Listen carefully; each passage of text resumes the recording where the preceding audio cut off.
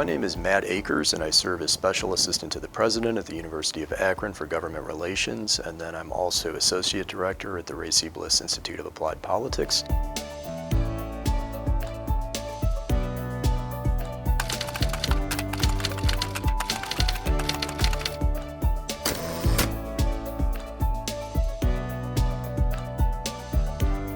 So the three distinct forms of local government in Ohio, I'll start with the municipalities first. So those are basically broken into two different divisions. So there's villages and cities. The structures of villages and cities at a high level are similar. So both have mayors and both have councils then. So obviously villages have village councils, cities have city councils. Main difference though between them is villages are under 5,000 residents and cities are over 5,000 residents.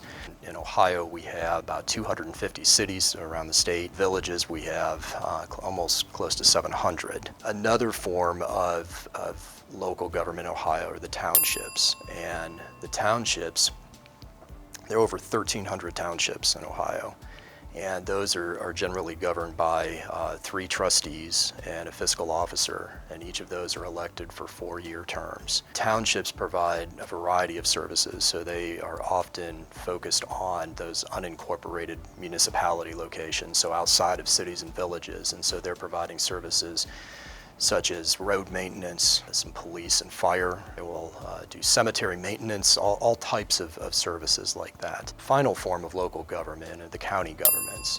And so with the county governments, there are 88 of those. Those are generally governed by 3 county commissioners. They actually have 11 elected officials within the county often. So they'll have sheriff, court of common pleas, they'll have a coroner, auditor, treasurer, so on and so forth. Within Summit County, and actually the county right to the north of Summit County, Cuyahoga County, 86 of the counties in Ohio operate in the way that I just described, but our 2 counties are actually chartered forms of government at the county level, and so we actually have a county executive and a county council. A lot of similarities across the counties, but there are some differences there that you have to take into account and just understand that there are some differences too.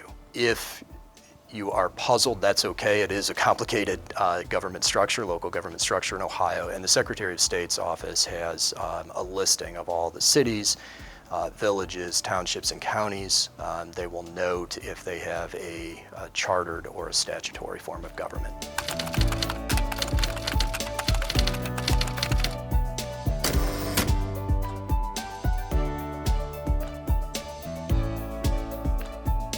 To look at it simply, statutory government is a form of government that the Ohio Constitution gives the General Assembly of Ohio the right to basically create a template for local governments. So local governments that operate under what the General Assembly has prescribed according to the Ohio Constitution, those are called statutory governments. Residents also have the right, though, within either a city, a village, a township, or a county, to vote to have their own form of government. Now, that's within reason in terms of federal and state laws, but that's called the Home Rule Amendment that's in the Ohio Constitution.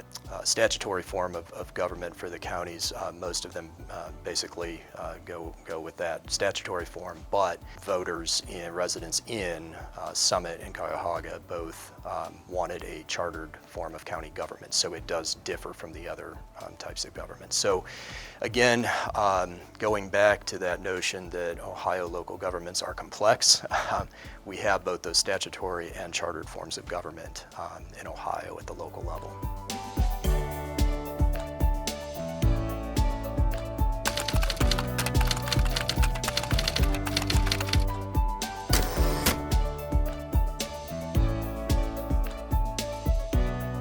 Yeah, so the state legislature, also called the General Assembly, which encompasses both the House and the Senate. So that's the legislative branch of Ohio government. So the House includes 99 members and the Senate includes 33 members. To note about that is obviously the Senate encompasses a greater area than the House. So each senator basically encompasses 3 House members area. When they're in session, it's a great time to come down to Columbus because they will all be in the Columbus area. But if you want to invite them, which I recommend, to your city, village, town, organization, institution, you'll do that when they have district days. And so that's basically when the legislature is not in session.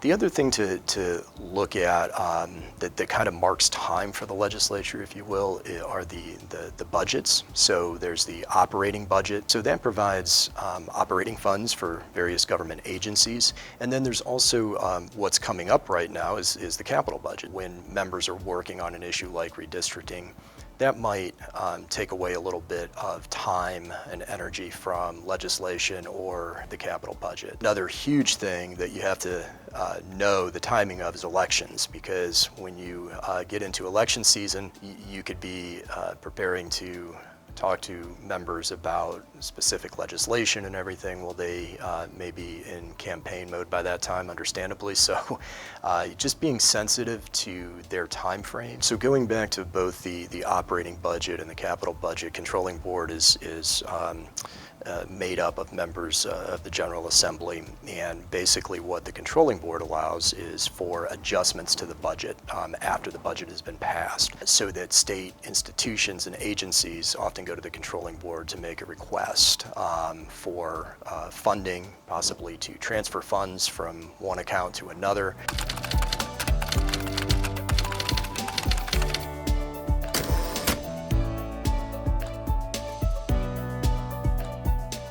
Governor himself is one way to think of his role as the chief executive officer of Ohio, right? He's setting the tone and the agenda, working with the General Assembly to pass budgets and legislation. The governor has a number of agencies underneath him, so boards and commissions, that's something else that the governor does. The governor introduces the budget, right, before the House and the Senate take it up. So he, again, is kind of setting the tone when you talk about allocating the budget. That's also allocating values, right? Where you're attaching importance, and so the governor is very instrumental in that. The Attorney General, I think, again, one of the best ways to think about the Attorney General is the Chief Law Officer of Ohio, Chief Legal Counsel for Ohio, protects consumers' rights in Ohio. The Attorney General recently has provided us legal guidance on Supreme Court decisions that affect higher education, for instance.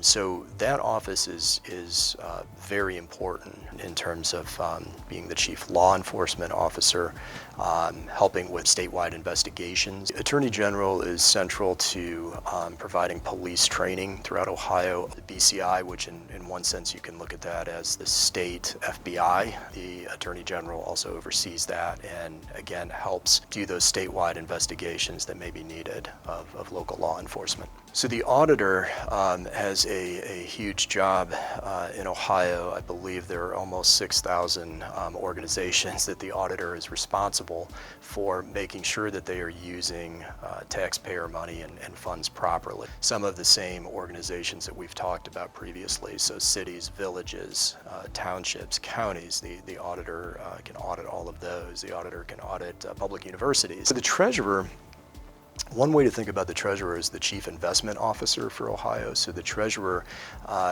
is responsible for investing billions of dollars for Ohio.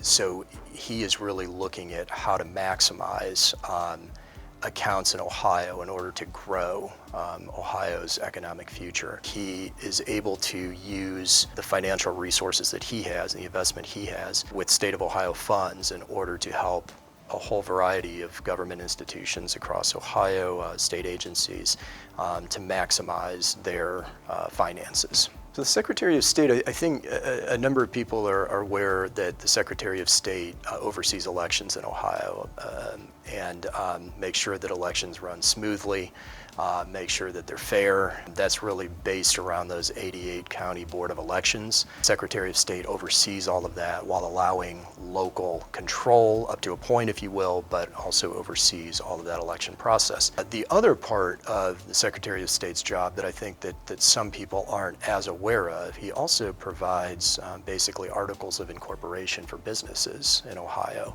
and works closely, for example, with entrepreneurs. These articles of incorporation to allow businesses to start in Ohio, to allow businesses to move to Ohio. So again, that role of economic development almost, the Secretary of State has a role in that.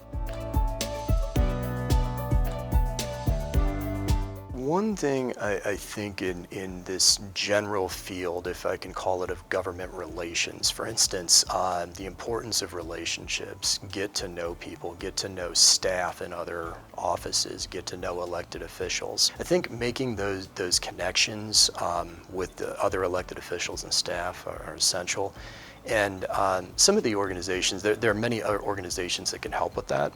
Some of those are maybe associations that you can join. There are some sources such as Gongwer for Ohio, Hannah News Source also, that will have a lot of information about the elected officials and also how government works. So if you need a primer on that, you can find a lot of this information online, but even more specifically on some of these subscriber sites like Gongwer and Hannah.